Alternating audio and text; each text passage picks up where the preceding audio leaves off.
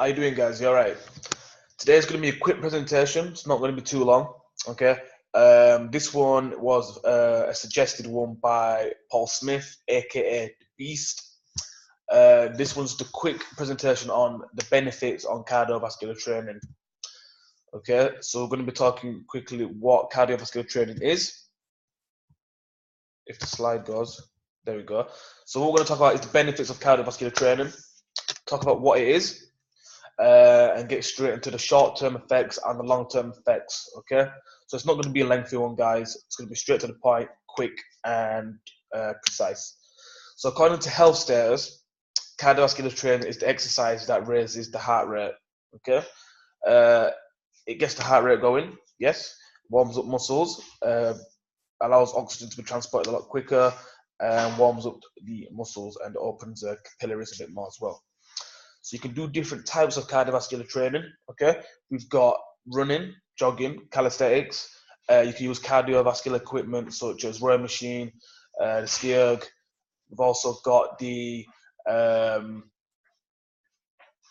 Stairmaster, we've got the cross trainer, treadmill, so on and so on. And by also doing quite a lot of resistance training, high reps, low weight, you can also make that into cardiovascular training as well. So what I'm going to do is going to talk about the short-term effects of cardiovascular training. Okay, get straight into it here. So the short-term effects, these short-term effects, what I mean by that is what is happening straight away once you start doing cardiovascular training. So the heart rate starts to increase. The stroke volume, which is the amount of blood pumped around the heart, per heartbeat, starts to increase. Moreover, the cardiac output also increases, which is the amount of blood pumped per minute. So like I said before, the blood flow is going quicker, a lot quicker. So that's the cardiac output. And finally, the systolic blood pressure also starts to increase as well. So that's your top or the bottom number when you look at your blood pressure. Okay, that's why it's very important not to take a blood pressure test after you've exercised, okay? Because it's going to skyrocket, and then you're going to think you've got high blood pressure, then hypertension, and then you start panicking, start going crazy, and all that foolishness. So don't use blood pressure straight after cardio training, okay? So here we've got a long list of stuff here. This is the long-term effects, okay? Really long list here.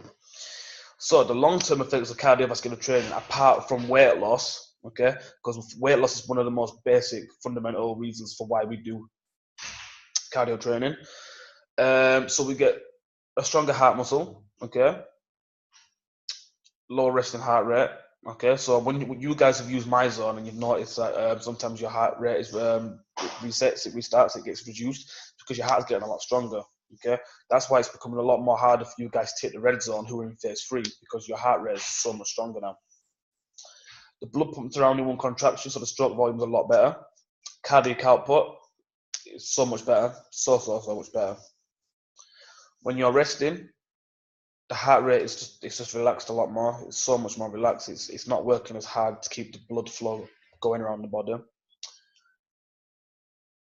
The cells in the muscle that use oxygen for energy production increases, which is called mitochondria. Okay, that's something that you don't really hear a lot because there's a lot of science behind it.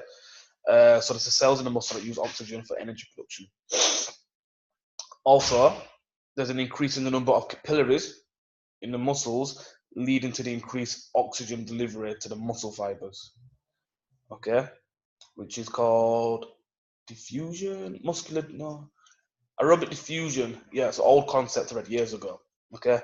And the last one is the sustained optimal blood pressure, okay. So a lot of people think if they do a lot of weight training that the blood pressure will get reduced. That's not necessarily true. For you to reduce your blood pressure, you have to do a lot of aerobic exercise, cardiovascular exercise, okay? Very, very important, guys, okay? If you guys have got any more questions based on what I've just said, because there is a lot to take in, I recommend repeating the video over and over again or pausing the video. I've purposely left a lot of bullet points in today's presentation just so you can stop and pause and look at the video and just to get your head around it, because there is a lot to learn. If you get stuck on anything and you want to know anything more deeper, feel free to ask me and Andrew or any of the other personal trainers here, Daniel, sorry. or just do some Googling. Just do a bit of Googling. So it's completely up to you guys, okay? That's it for today's presentation. Thank you for watching and for listening. I'm Joseph. If you've got any more questions, feel free to speak to me. And yeah, enjoy your day.